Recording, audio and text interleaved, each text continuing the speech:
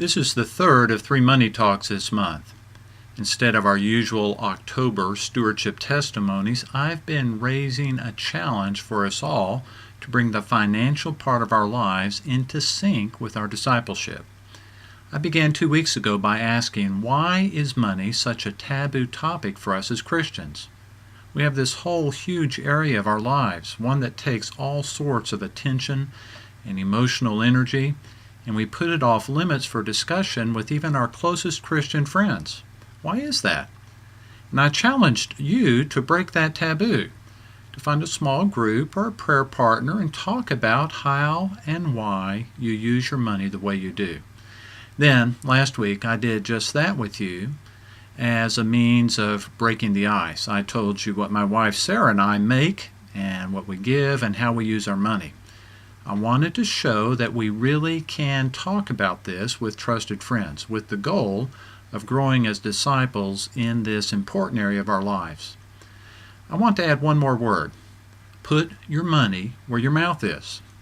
You may have heard the old saying that if you want to know what someone really believes, look at his checkbook register. Well, maybe for a few folks.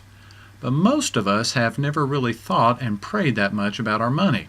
Once a year, we think about what we'll give, but the rest of our money, usually we don't think much about it, at least not in terms of our values and beliefs. We'll buy something because a clever ad caught our fancy, or because we saw our buddy doing something, or sometimes it's just greed or laziness driving us, not the kind of thing that matches up very well with what we really believe.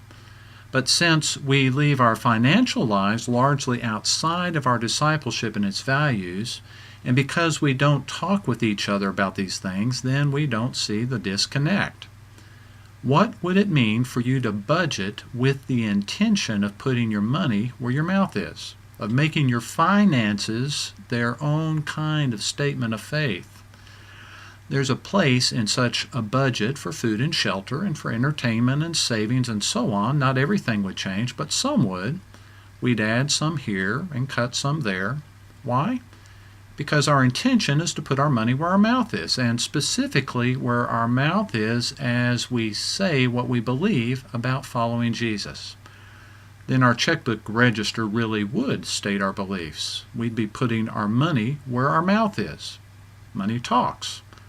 What's it say? What do you want your money to say about the one you love and serve? Thanks for thinking with me about these things. To launch you on your thinking about the giving part of this, you'll be getting a letter this week from Tom Garnett, our stewardship team leader. He'll be prompting you to think about your giving for 2012. That can be part of it. But I hope you won't stop there.